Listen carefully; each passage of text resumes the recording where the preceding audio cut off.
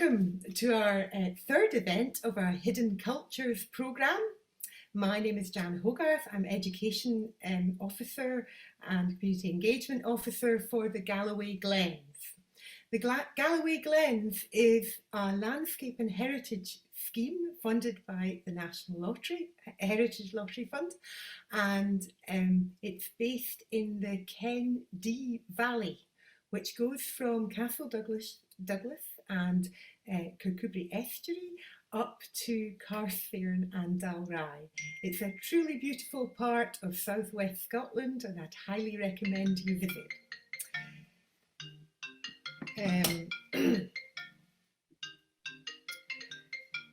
Tonight I would like to introduce Frances Wilkins, author, historian,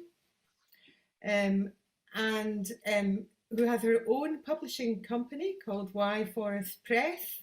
It's the 30-year anniversary of the publishing company and of Frances's lecturing work about the southwest of Scotland. In 2009, Frances was awarded the Black History Foundation's award for the best contributors to the Black history in Scotland, and that was linked to an exhibition in Kirkcudbright. So tonight we're really looking forward to hearing about David Currie of Newlaw, who's a merchant, a smuggler and a slave trader. So over to Frances. Welcome, Frances. Thank you, Peters. Right, welcome to tonight's talk about David Currie of Newlaw. As we've just been told, merchant, smuggler, and slave trader. I always associate the beginning of my David Currie project with the Kirkcudbright's first festival of gardening and country life in July 2008. We had an exhibition at that festival of the plants that were growing in a local garden during the 19th century. And two of the people who regularly attended my courses at the time came up to me and said, "What are you working on just now?" And I said the next day I was going to be in Edinburgh, but I was rather confused because I wanted to look into David Currie, but he seemed to have a problem in the catalogue at the National Records of Scotland because there were two reference numbers for what looked like an identical record.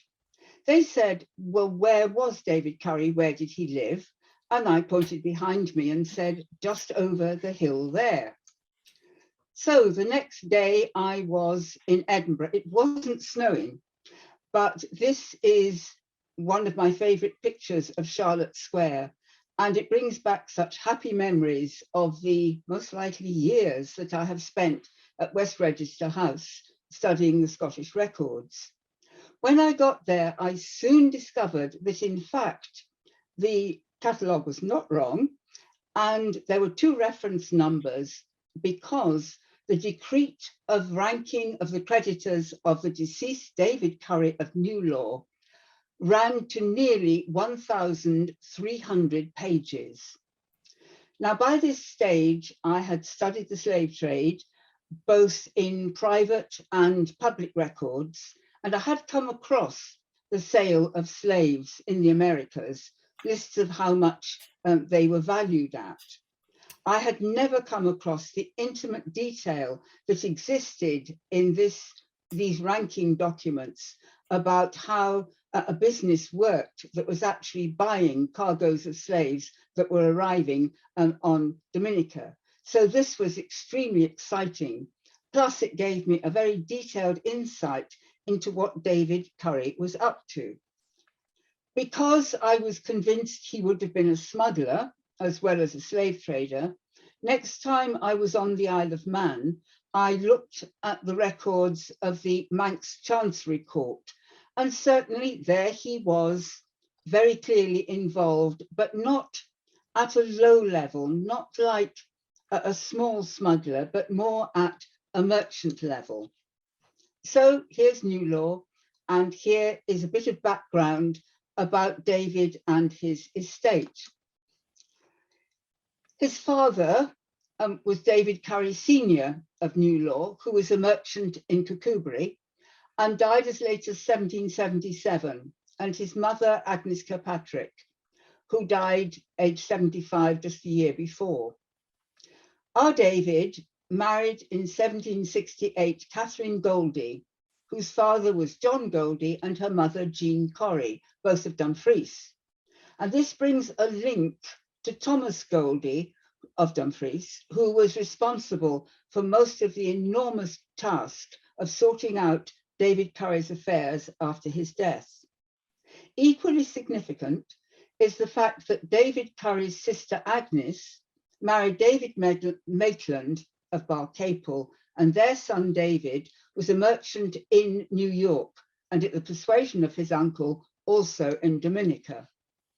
So we do have some information about the estate, but I'm just going to use this one slide of harvest workers in 1779. You can see how many people were employed in the harvest, and it gives you some idea of the task that was involved. And please note that the doctor's 2 servants were free. So David Currie, the merchant, he was a merchant in Kirkcudbright, and in the late 1760s, he was a major member of Currie, Beck and Co., founded towards the end of 1765. And this company was made up mainly of Kirkcudbright merchants who formerly had been involved with the Isle of Man, apart from one young man, Hugh Blair, who was only 22 when he joined the company, and John Park, originally from Beath in Ayrshire, but who'd also been on the Isle of Man. 3 years later, David joins Gordon, Grayson and Co., who were themselves involved in a tanyard in Kirkcudbright. The idea behind Currie, Beck and Co. originally was the Baltic trade, and they traded with Gothenburg in Sweden, Memel, Narva, Petersburg, Onega, Riga and Wyburg in Russia. They were importing into Kirkcudbright Swedish iron, various types of wood, potashes, hemp, flax, barley, wheat and ox hides. In other words, according to the records, they looked like a perfectly normal legal merchant company.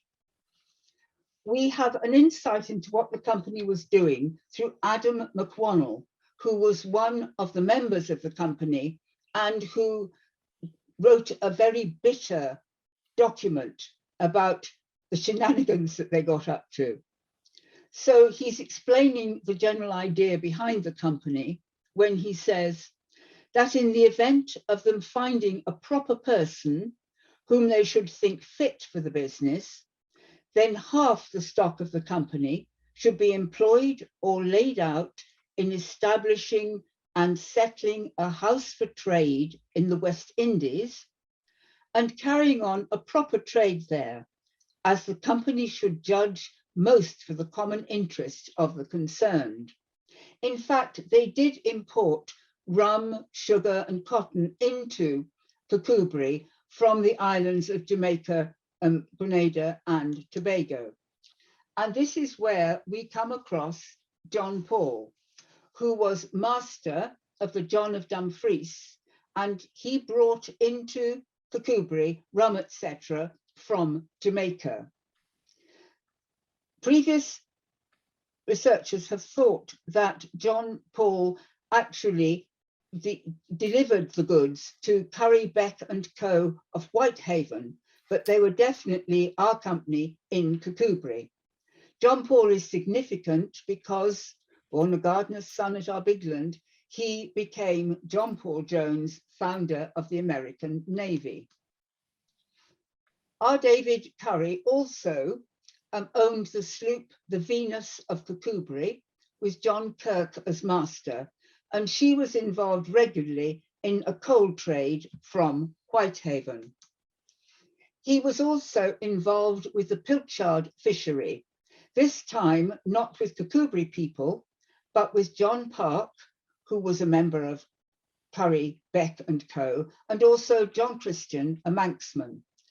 I'm unclear whether they were based in St. Mawes or Roscoff, as we'll understand a little bit later.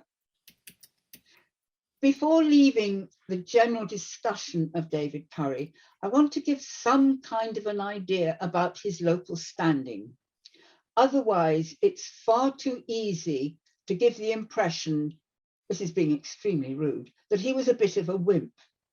But he clearly wasn't, because when the Douglas Heron Bank was founded in November 1769 with 131 partners, each with between 1 and 4 shares at £500 each, David had 3 shares, and so did John Christian, who at that stage was the bank's cashier. The bank was not a success. By 1772, over £820,000 had been given out in loans, and 400,000 of this was to the partners themselves.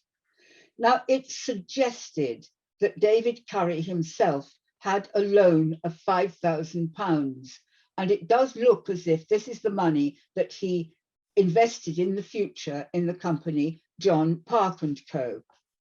One of the problems with the bank and why it got into such difficulty was that much of the credit that was given by them was directed into foreign trade, speculation in West Indian land, and expensive houses in Edinburgh, rather than being invested in agriculture, manufacture, etc. in Scotland, as had been their main idea when the bank was first set up. As soon as June 1772, the bank was in serious problem. And so a group of people went down to London in a desperate attempt to borrow money so they could pay the bank's urgent debts in the capital. These people were accompanied by John Orr and David Currie. In August 1773, when it became obvious that despite all their attempts, the bank had failed, a committee of 15 people was appointed to liquidate the company Douglas Heron & Co. And this 15 included David Currie of Newlaw. So as I say, this gives us a good insight into what local people thought about him rather than what we think in the 21st century. So David Currie was involved in the smuggling trade. The normal impression of the smuggling trade is like the picture on the introductory slide and this picture here. The smugglers were delivering goods to lonely beaches, or they were drinking the proceeds of their importations in a very drunken way. This is not David Currie. There were people all the way along the North Solway shore who were, before 1765, deeply involved in smuggling goods from the Isle of Man in small wherries. They operated as individuals or as small groups of people. They went to the island where they purchased what they wanted, brandy, rum, tea, tobacco, and they brought it back to the coast, where they sold it to their friends or used it for their own purposes. In comparison, David was interested in providing the goods that supplied the smuggling trade. One of the main things that he was interested in was tea. Now, all the tea at this stage came from China, and tea coming into Britain had the monopoly of the English East India Company based in London, and the prices were high. Tea was excessively popular. Several European East India companies imported tea so that they could supply the British smugglers. There is an ongoing debate about what percentage of the tea drunk in Britain was actually smuggled. The figures range between 60% and 80%, so that the East India Company based in London suffered greatly from the smuggling trade. Other items that David Currie was particularly interested in were brandy that came from France and Spain and rum that came from the West Indies. I haven't found any evidence that he was ever involved in tobacco, which was another of the classic smuggling goods. The Isle of Man before 1765. I need to do a very brief explanation. Before 1765, the island was essentially a storehouse for smuggled goods.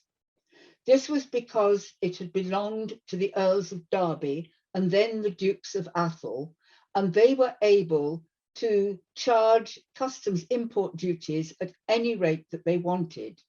And what they did, in fact, was charge very low rates, which encouraged people to land goods there. They then sat on the island, all the things that were wanted, the tea, the brandy, the rum, etc., waiting to be run ashore round the coasts of the Irish Sea. And David Currie was involved with John Park. Now, John Park was the bookkeeper for Ross, Black and Christian, who were merchants in Douglas. David Ross came from our area in southwest Scotland. Robert Black was from Ireland, and John Christian was a Manxman, the man who subsequently became the cashier at the Douglas Heron Bank. According to McWonnell, they, David Currie and John Park, had long been concerned in carrying on an illicit trade with the Isle of Man, where they kept a store or warehouse, which emphasizes the role they had of supplying the goods to the trade. In 1765, the government, mainly because of pressure from the East India Company in London, who were losing so much money over tea smuggling, purchased the fiscal rights of the Isle of Man from the Duke of Atholl. And as a result, shortly afterwards, the Isle of Man was no longer a storehouse for all the smugglers round the Irish Sea. Again, Adam McWonnell. They, David Currie and John Park, were at that time still carrying on an unlawful business with that island in order to wind up their affairs there. So what were they going to do now? Currie, Beck and Co of Kirkcudbright were founded after the island had been purchased. Their trade was mainly with the Baltic, and at Gothenburg in Sweden, there was a major source of tea. On the right-hand side of the slide, you can see a list of the cargoes of Le Finland, which is a Swedish East India ship from 1763. I have a very large collection of these cargo lists, but this is the clearest of them. And you can see the very wide range of different types of tea, etc., that were being imported into Sweden, and particularly the bohea, which was the common tea, which was the most popular and far outstripped all the other types of tea. So there, as on one of the routes that they were using regularly, was this tea supply.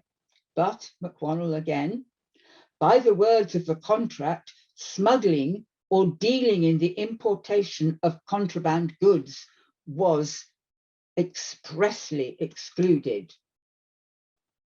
In spring 1767, a large quantity of tea was smuggled from the Briton ship Donald Ross Master from Gothenburg. The landing of so great a cargo of tea soon made a considerable noise over the whole country. It reached the ears of the custom house officers. Now they knew full well it was a Currie, Beck and Co importation.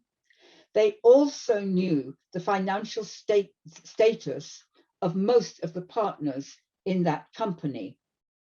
Hugh Blair, the young 22-year-old from Dunrod, had joined Currie, Beck and Co at the beginning, and he was targeted by the customs officers to pay the considerable fine that was due as a result of this information about the smuggling of the tea.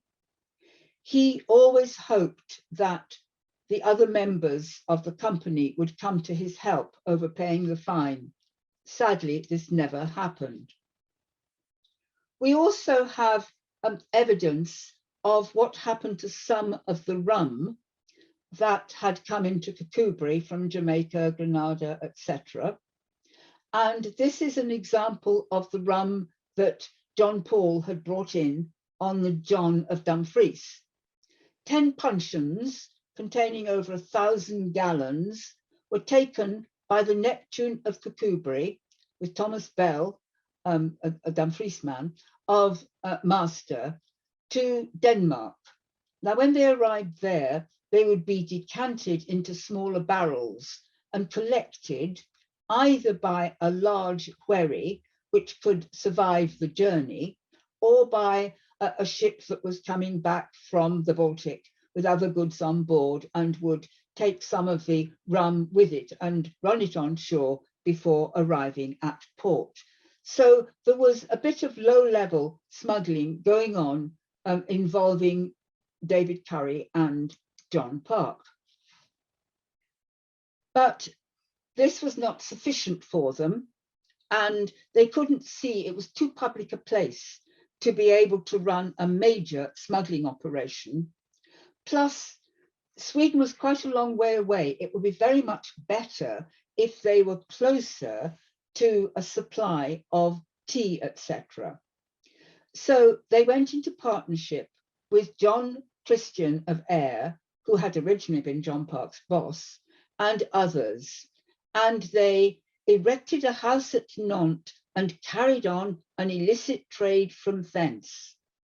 According to McWonnell, they still kept their interest in Currie, Beck and Co, which had become entirely subservient to the concerns of John Park and Co. Their ships and vessels, in place of importing goods from the Baltic in fair trade, were employed in importing prohibited goods from France for behoof of these smugglers. Lorient was the port in France where the tea ships came to and where the tea sales were held. This is a letter from John Christian to John Taubman of Castletown on the Isle of Man, who was a friend of his and who was very deeply involved in the tea trade, both before and after 1765. I'm reading most of the letter because it includes so much detail about John Park and Co. So John Christian writes to Taubman, enclosing a letter from Messrs. John Park and Co. of Nantes, offering their services at the ensuing sales at Lorient. As you know, I am concerned in this house's establishment. I need not tell you that your favouring them with your commands or a part of your orders will be obliging as well as serving me. And from our long and uninterrupted friendship and acquaintance, I rely on your giving my connection a preference to any other, and be assured, if I did not think they were as able to serve you in every respect, I would not desire it. But from their being fixed with the necessary credits at Nantes, Paris, Amsterdam, and London, they will be as much respected at the sales as any other, and can negotiate their bills, perhaps as much respected at the sales as any other. Sorry, I do apologize. At a more favourable exchange than some of their neighbours, and you may depend on their inclination to serve you in the dispatch and execution of your orders. We have another comment at this stage about John Park and Co, and that comes from Robert Herries, who John Taubman continued to use not for tea so much as brandy, but he did already have a tea merchant, Andrew Galloway of who was at, where was he? Anyway, he was in France. So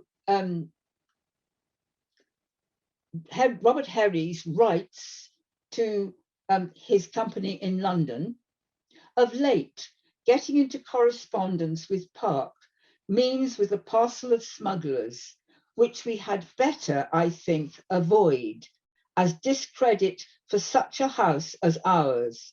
In other words, they're a bit too public and a bit too dodgy for us to have anything to do with. At the same time as Nantes, John Park and Co. set up a base at Roscoff, also on the North French coast, and also within easy access of Lorient. And in fact, John Park moved to Roscoff and made a base there. This is a letter from Robert Arthur, merchant in Irvine, to his master, John Orr, of the schooner Cecilia at Barcelona. He is telling Orr that John Park and Co. have ordered some brandy from Barcelona to be delivered at Roscoff. And these are the master's instructions. And I'll run a line across so I don't skip lines when I'm reading it. I have freighted your vessel in the following terms. You are to load brandy for Roscoff, to say 30 days at Barcelona or Salo, as Messrs. Ford, Courtois and Company judge best for loading.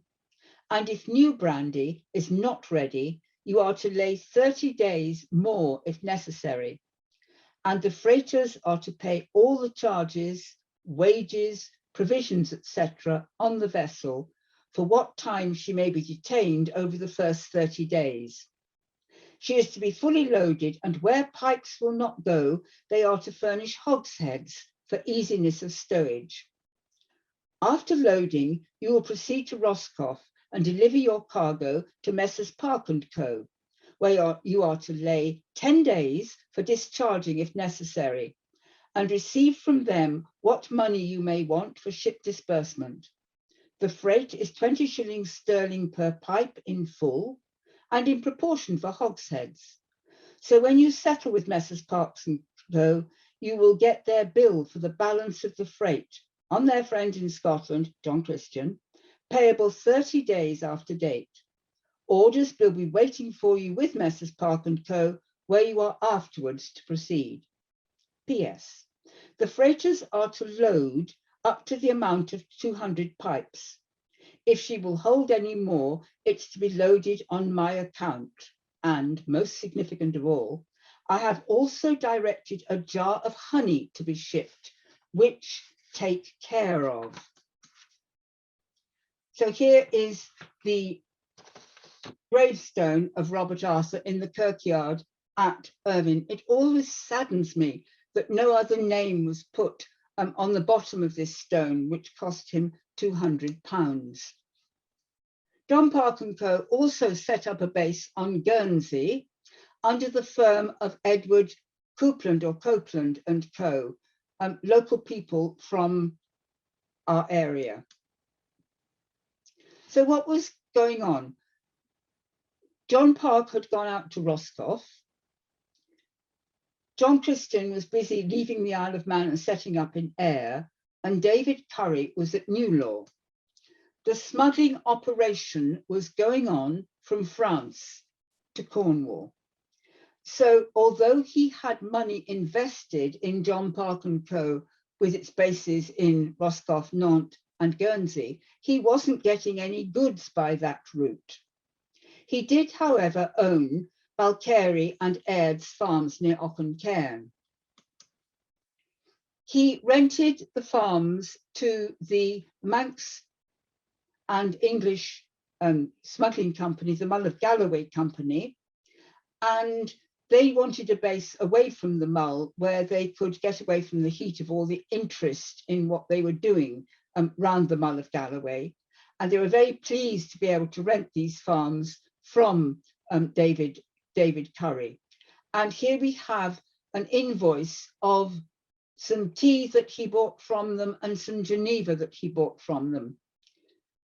We're not completely sure what the date of that was, but they still were not paid until March 1786, long after David Currie had died. There is one point about this, actually, that the myth is that the Balcarres Bay Hotel building we know today was built by the Mull of Galloway Smuggling Company, supposedly in the 17th century. In fact, by the time the Mull smugglers were at Balcarres and Aird's, they were on the verge of bankruptcy. So the last thing they would have done is put money into building a large building. Plus, it actually belonged to David Currie. So he would hardly say, yes, please build an enormous building with large cellars. It's just what I want, thank you very much.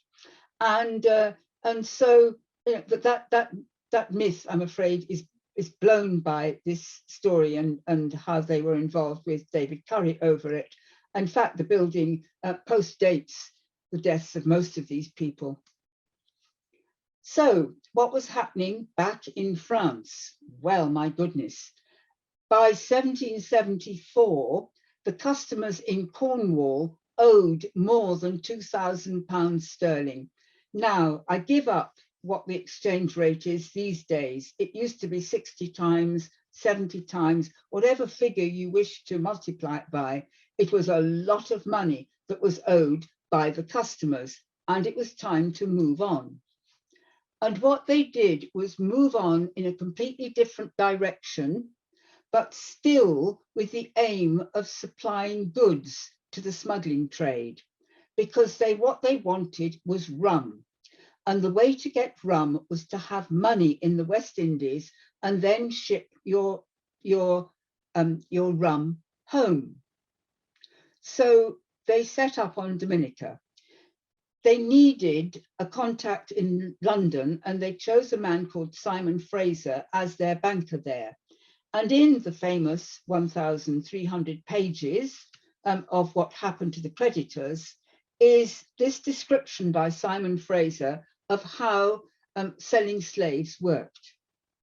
The capital branch of business in which John Park and Co. were engaged was the traffic of slaves brought from the coast of Africa, which is always carried on in the following manner.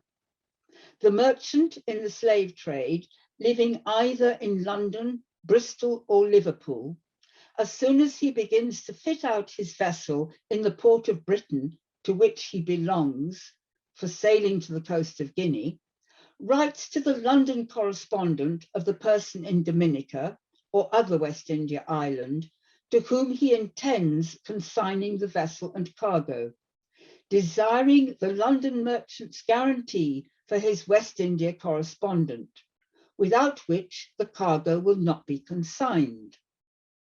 A proper guarantee being granted, the vessel is then fitted out and sent to the coast of Guinea, where the cargo is received and thereafter conveyed to the West Indies, generally at the distance of 12 months or more after the guarantee has been granted. Upon the arrival of the ship and cargo in the West Indies, bills are drawn by the West India merchant upon his correspondent in London, payable at the distance of 18, 24, and 30 months after sight. In this way, it necessarily happens that a transaction of this kind, which frequently amounts to £8,000 or £10,000 sterling, cannot be fully wound up or concluded sooner than 4 and frequently 5 years after the London merchant's guarantee for the West India merchant, which is the commencement of the transaction. So this gives us a very clear view of how it operated and the enormous length of time involved.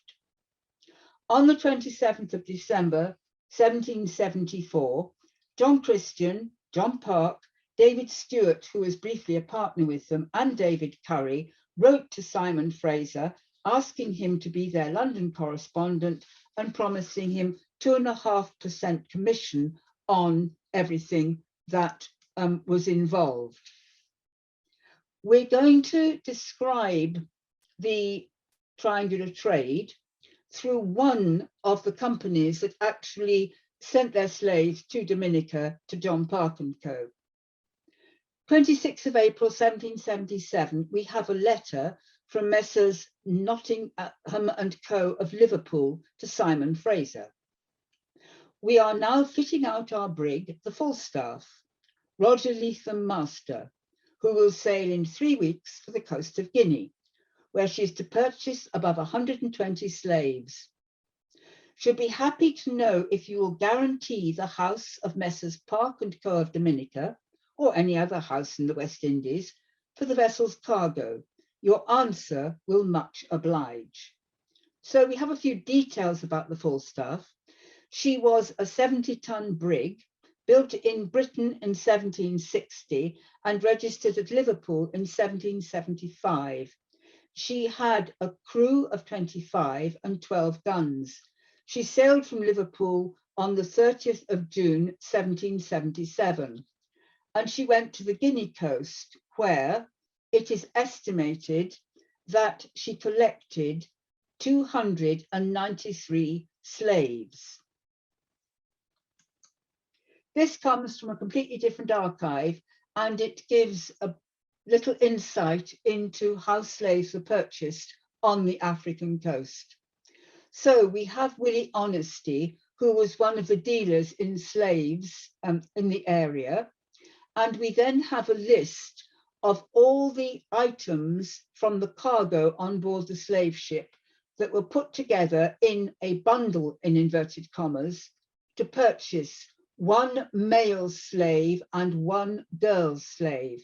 So you have the complete range from iron bars to different types of cloths, to knives, etc., and different beads. So that is just for purchasing one male and one girl slave, and it gives some kind of an insight into why it took so long to purchase a full cargo on the coast of Africa. I've included this notorious picture of the Brooks as an indication of the Middle Passage, because there were quite high slave losses on board the Falstaff, if the statistics are correct. I mean, we're not completely sure if they are, but if they are really correct, then a lot of them were lost on the passage. Yet from a lot of the research that I've done, a lot of attempts were made during the Middle Passage to look after the slaves, because after all, they were money. And the captain and the mate and the surgeon's wages were supplemented by a few slaves that they were allowed to sell themselves when they got to the Americas. So she arrived, the Falstaff, in 1778 at Dominica with 239 slaves. Simon Fraser had written back in April 77 to Alexander Nottingham and Co. I guarantee the cargo of your brig Falstaff from the coast of Africa to Dominica, provided the cargo is taken up and sold by my friends, Messrs.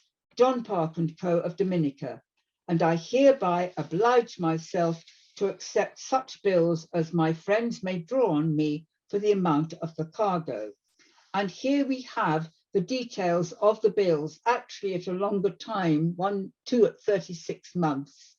And at the bottom, we see how much the captain had earned from the slaves that he was allowed to sell on his behalf. The next stage was the Homewood Passage. Sometimes the ship brought rum back to Liverpool, but she never waited for the rum if it wasn't ready. And fleets of other ships would go and be involved purely in the rum trade. And the Falstaff actually returned to Liverpool on the 27th of August, 1778. So she'd left in June 77 and was back in August 1778. The general view was the co-partnery of John Park and Co. carried on business in a very large extent and were considered for several years to have established themselves in a profitable way of business. And this is John Park, who'd settled at Rossau on Dominica. This is a rather, yes, a picture of the island. From the very beginning, there was a problem. And this was obvious because there was no money coming from Dominica. There was no rum coming from Dominica. And John Christian and David Currie and Simon Fraser were suspicious about exactly what John Park was doing. They had one answer, and that came from Robert Arthur. And he wrote to John Park and Co. by way of his ship, the Christian.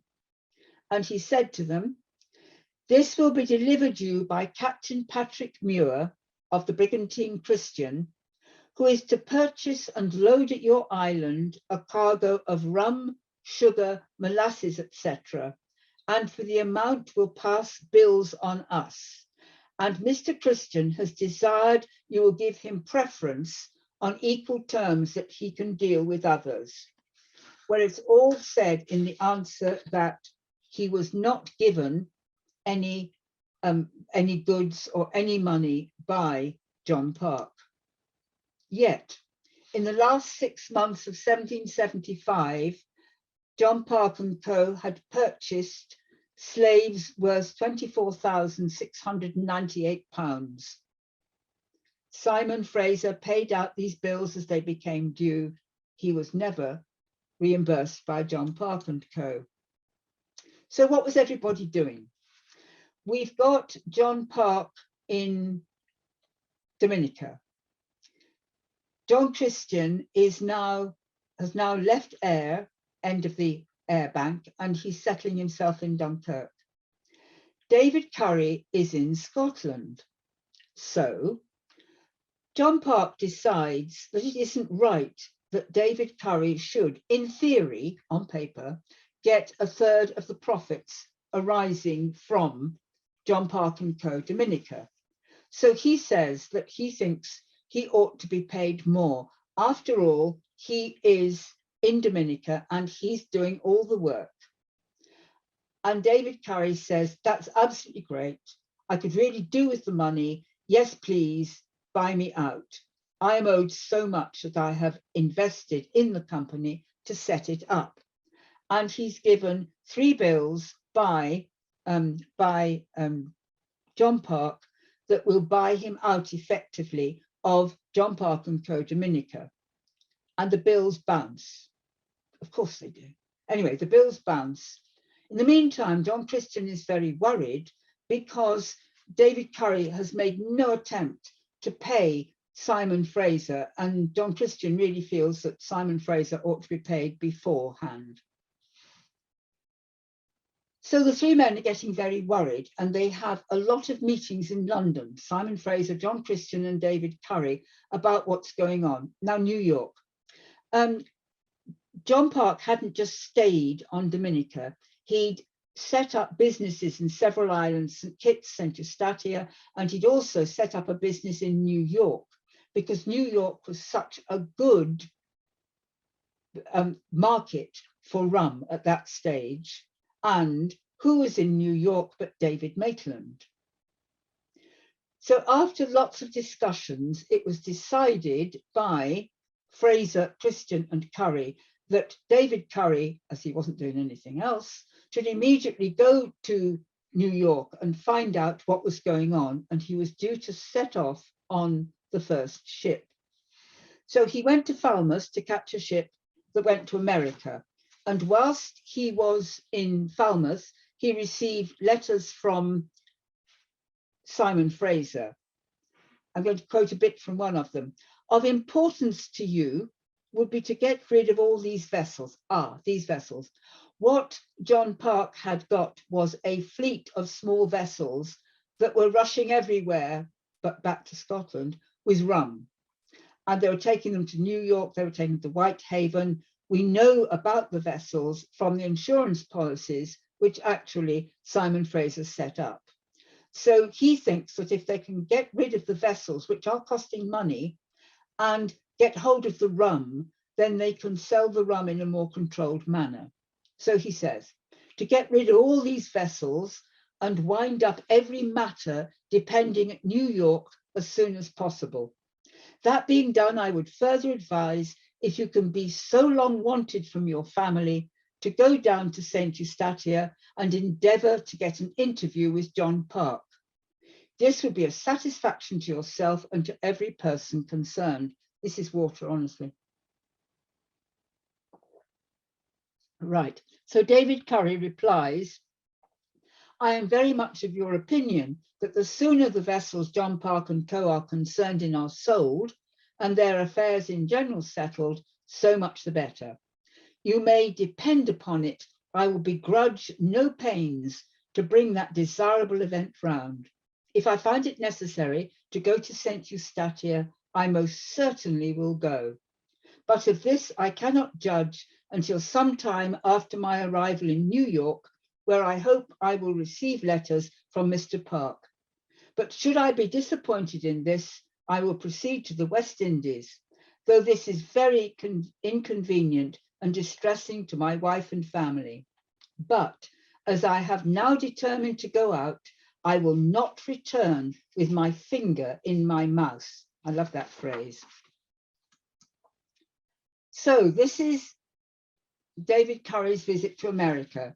He goes first to New York, then to Charleston, then St. Thomas's, and then I'm sure he goes to St. Eustatius, but we've not got 100% confirmation of that. So he starts in New York, where he's very disappointed that when he arrives, there's no letter waiting for him from John Park.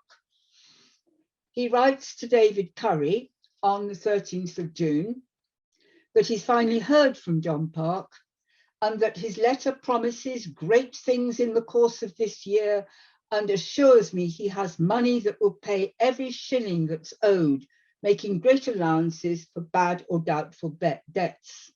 Then he says, as it appears to me, Mr. Park cannot make his remittances so securely or beneficially as by sending rum from the West Indies here, which never fails to bring a ready sale and a good price, for the most part, a great profit. So he's actually agreeing with having the base in New York. After all, David Maitland is organized there, and he's also organized in Dominica, as we'll see. On 23rd of August, Currie writes to Simon Fraser, my greatest ambition is to be out of debt and have a moderate subsistence for my family. At my time of life with my family and fortune, had I but the sums that is due me and freed of my engagements for John Park and Co, I would wish no more. But that not being the case, and from the uncertainty of the war, I think it a duty I owe both you and myself to point out every safe method a penny can be made, leaving it to your prudence to do as you please. He had good news, though. He'd received a letter from David Maitland, who is now managing the house in Dominica, assuring me that from the way and manner the debts of the house are secured, and from the appearance they bear at present there, will be a sufficiency to pay the company's debts and a very considerable bounds over. This, my good sir, is more satisfying to me than anything I ever received from Mr. Park, as I began to think he was rather sanguine. He still wants to see Park face to face, and as he believes that Park is on St. Eustatia, I'm sure that he goes there, but this is the report of his death. In February 1782, David Currie died on one of the West India islands where John Park and Co carried on their co-partnery business. John Park stayed in the West Indies. He continued in possession of the whole effects of John Park and Co, which had been made part of the company's stock, besides acquiring very extensive West India estates and being deeply engaged in commercial operations. And it appears his transactions with Fraser continued until 1785. David Christian and his family had moved to Dunkirk, where, oh, John Christian, blimey, John Christian and his family were in Dunkirk, and where he was a failure as a merchant, and his son, John Christian Jr., was not successful either. So David Currie died owing so much money, and part of the problem was the Douglas Heron Bank. He was supposed to pay £2,200 for each of his 3 shares in the bank towards the debt that the bank had to pay off. But when his estate was finally settled, it was less than £2,000 that could be contributed, which is part of the whole problem that the Douglas Heron Bank actually faced. There is apparently a gravestone with David Currie's name on it, and also that of his wife, who sadly also died in 1782, but I have not been able to track it down. And that for tonight is the end of David's story. But we do have a list of some of the further reading where David Currie appears in books that are published and books that will be published later this year, all being well. And finally, these are my acknowledgements for the images that have been used in this presentation. Thank you. Frances, thank you very, very much. That was absolutely wonderful, absolutely fascinating. And the detail of your research was just incredible. And also the images you've used. I've never seen so many, really detailed, really interesting images in one talk all together. It was just wonderful, really wonderful. Thank you. What I'd like to do now is pass you over to Claire Williamson, who is our Can You Dig It archaeologist and historian, and she's going to, there's been some fantastic questions coming into the Q&A during the talk, and we'd like to, Claire's going to ask Frances some of the questions and open up a discussion. Enjoy, and please do feel free to put more questions into the Q&A if things come up during the conversation. Thank you. Hi everyone, thank you so much for putting in comments and questions throughout the talk. So we've got both comments and questions, Frances, so I'll try and get everything in. But yeah, that was brilliant, Frances, thank you. And yes, I second what Jan said about the amount of detail in the research that you've done is yes, very amazing. So first I wanted to say we've got, now they're down as BRHG, so I'm going to shorten that to B. B as put in the comments, and I kind of www.measuringworth.com, which they've said is good for calculating money values through time, which is something that I've kept a note of as well. Yeah. And then we've also got, I think B was saying as well, when you were talking about the losses of enslaved Africans varied depending on the era, but at this time about 10 to 15% on average. In the 17th century as high as 20% on average, and they usually loaded a few extra enslaved captives to cover deaths during the Middle Passage. I'll go to a question now. Okay, so we've got from an anonymous attendee. We have slavery will have wrecked communities in many parts of the West African coast. Britain was at the forefront of industrialising this. Indeed, it had royal approval. Would you agree that the roots of the vast wealth some families and city companies have today is founded upon this trade? Oh, that's not associated with talk at all. Yes, goodness, thank you. Yes and no. I mean, there's a lot of misinformation about this. Oh dear. It's an enormous topic. Mhm. Can we discuss this by email? Quite honestly, I think it's a better way of doing it because it's such a big topic. Yeah, anonymous. Just send an email. You'll have Jan's email address, and forward it on to Francis and get that channel open. Yes, I think that's a big question. That is a big question with many. And talk about David Currie, you know, I don't think it's fair for folk to go quite far away from him. No. And then from B again, we've got a question: who owned their ships, and did they earn freight fees on the enslaved Africans delivered alive? I'm sorry, I didn't catch the end of that. Did they? Did they earn freight fees on the enslaved Africans delivered alive? No, the ships were usually owned by the merchants who sent them out. They weren't on freight. I mean, Alexander Nottingham and Co., for example, each of the people in the company owned a percentage of the Falstaff. It wasn't freighted. And they would put in so much money each person would put in so much money towards the cargo, to the expenses of the crew, of anything else that was going to purchasing supplies in Africa for the slaves, etc. And they would get that percentage back from the slaves that were sold, but it wasn't freight. It was based on practicalities more. Mm-hmm. And then from B again, we've got a business based on credit, but I missed how long it was taking to receive payments in London for the selling of the enslaved. 30 to 36 months the last payment was coming through. Okay. It's a long time.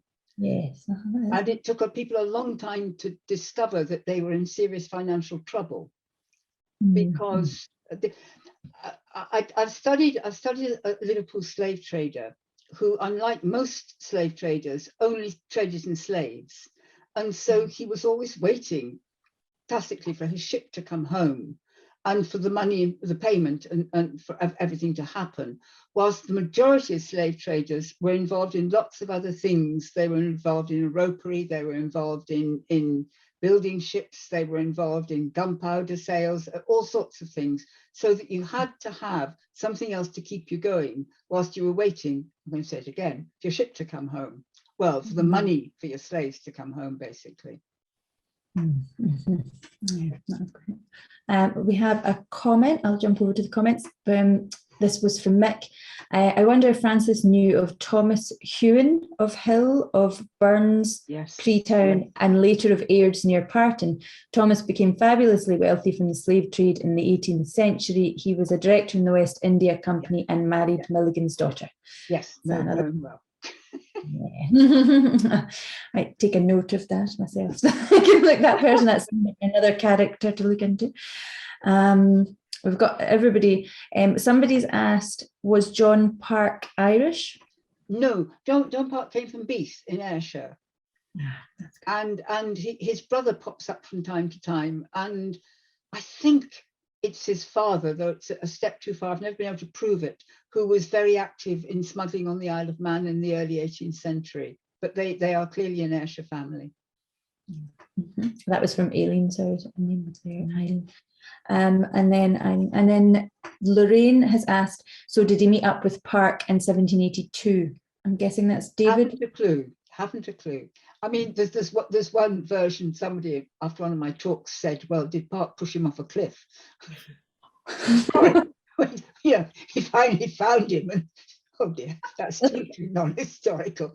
But if he did get there and John Park was there and then he dies, it's a bit sad.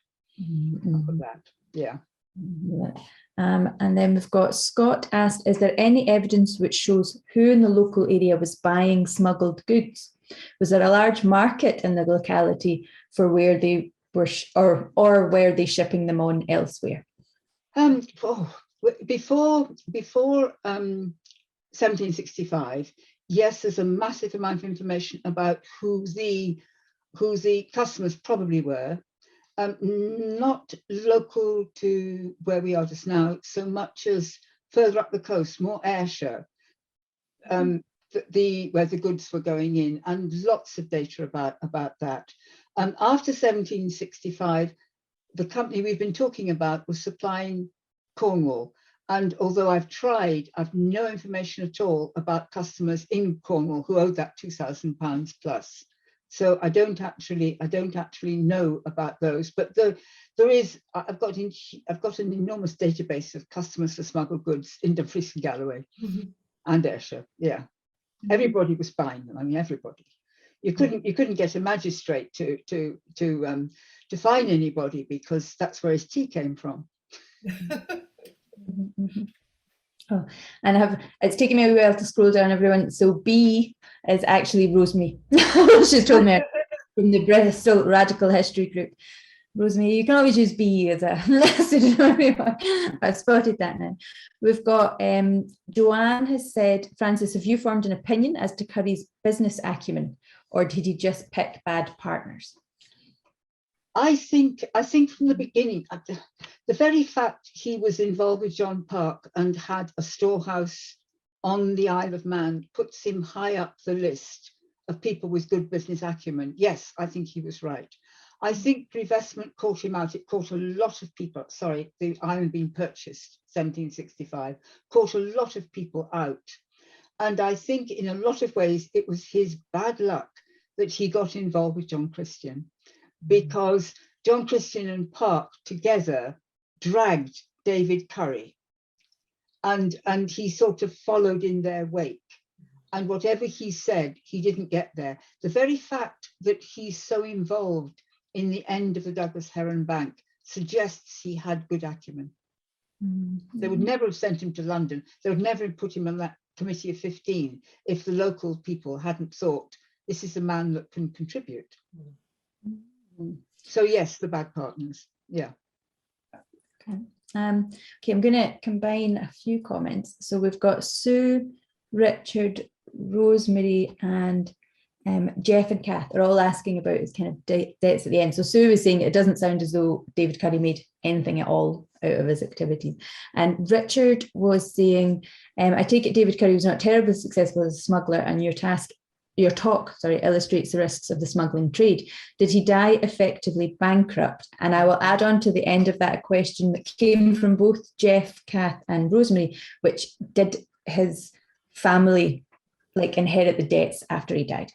Yes, I mean, yes, and the Douglas Heron problem was enormous because there was a huge debt to that. And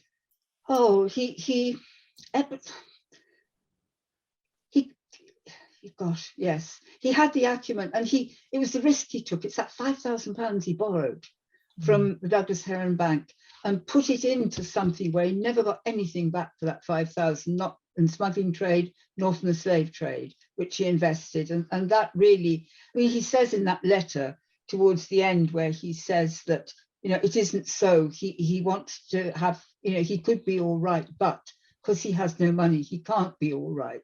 And that's why he's chasing John Park, because he wants to die happy, but he doesn't die happy because he just owes so much money. The 5,000 plus his shares, plus. Yeah. David has asked if you know what happened to David Currie's family and land. Was it just him and his wife? Was there? There were children. There are descendants. I have been contacted by, and I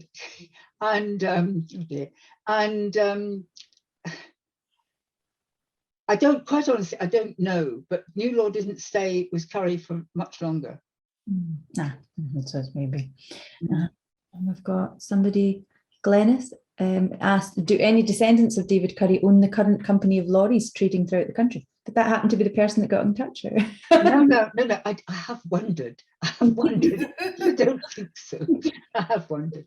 That would be quite an interesting transition. No, I know it would. Yes. I'm going between a couple. Yes, Sue was saying, to put it another way, did anyone buy legal tea or brandy? Was everything essentially?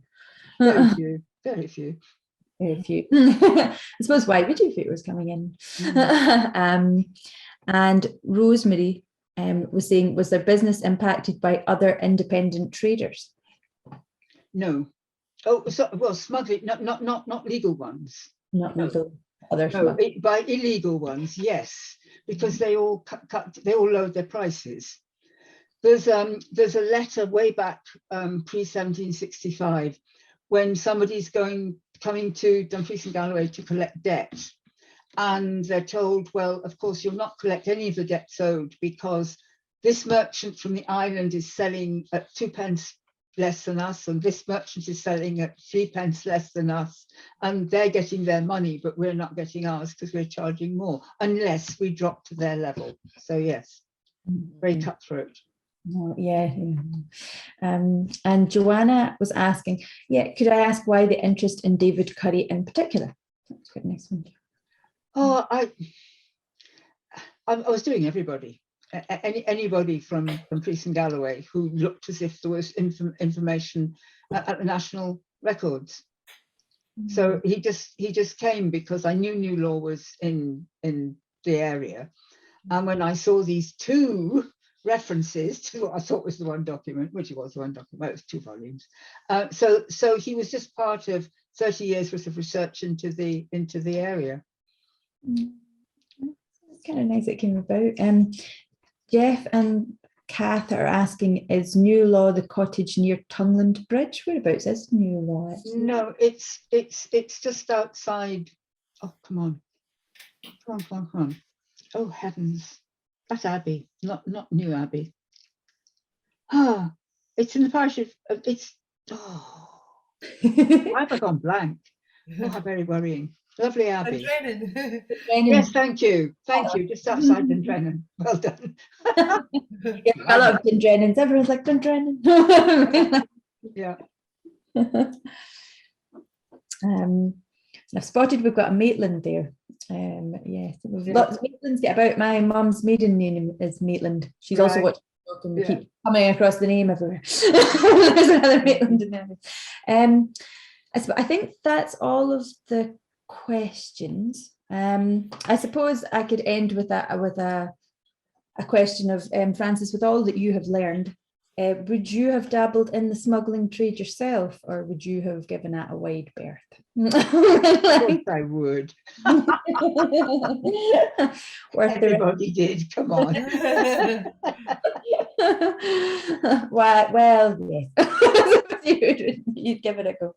The one thing that always surprises me with the smuggling trade is are these companies. I think the first time I came across doing a kind of smuggling walk, it's the fact that all of them smugglers have company names. Yes. And it seems mad to me, because obviously the idea, and it's kept quiet, it's under the radar, but actually I take it there was just so many companies that you didn't stand out unless it wasn't so easy for them to pinpoint which ones were smuggling and which ones weren't. Well, they were all smuggling. Oh, so they all knew. yeah, that's right. But the Mull of Galloway Company, it was actually their postal address. That was just incredible when I discovered a letter that was actually addressed to the Mull of Galloway Company, and they hadn't put smuggling company, but everybody knew it was a smuggling company. That's so weird. I think, when I first came across that, I was like, we've all got company names. They may as well have smuggling in the title. Anyway, no, thank you very much. I think everybody has been. Oh, I'll just check. Is that another question? Oh, did they do legitimate business as well? Sue was asking. Well, yes, because Currie Beck and Co. with their Baltic trade and their West India trade to Kirkcudbright were doing legal business. Mm-hmm. That's why Adam McDonald got so very fed up, because they were a legal trading company, and then they just got taken over by John Park, basically, and he just wanted it all to be smuggling. But yes, and David Currie with the tan yard, I looked at it, and it's a legal business. It isn't. There's no smuggling in it at all. They bought everything legitimately, and the accounts were proper and everything. There was nothing. And the pilchards. The pilchard from whether it was St. Maur's or Roscoff, that was a legal business. So yes, they did. So thank you. I'm just saying, I guess legitimate trade is money laundering. That was from Nick of Galloway Glens. Controversial. And I think that's all the questions. I'm so sorry if I've missed anyone, but you've all got Jan's email, so you can pass it over to Jan. Please feel free to contact us if you have any more questions. And Frances and Claire, thank you very much. Frances, I think you've probably inspired many of us to follow our connections with the sea. My great-grandmother was great-grandfather was a sea captain who sailed out of Ardrossan, so I'll be definitely going up to Ayr to do some research on that. Absolutely fascinating. Thank you so much for joining us tonight. It's been an absolute pleasure. Our next event, Galloway Glens event, is on the 22nd of March. And the title of the event is A Scottish Comedy, The Mid-Steeple, and the Queen of Sardinia, Pondering the Past and Georeferencing Old Maps. And that is a DAMP, which is Dumfries Archival Mapping Project, really well worth joining. It's a hybrid event, as long as we're allowed, based at Balmaclellan Smiddy, or you can join online as well. So really looking forward to that. Again, big thank you to Frances and a huge thank you to Claire, again from the Can You Dig It project. And just to say good night from Galloway Glens, and have a lovely evening. Bye. Bye. Thanks, everyone.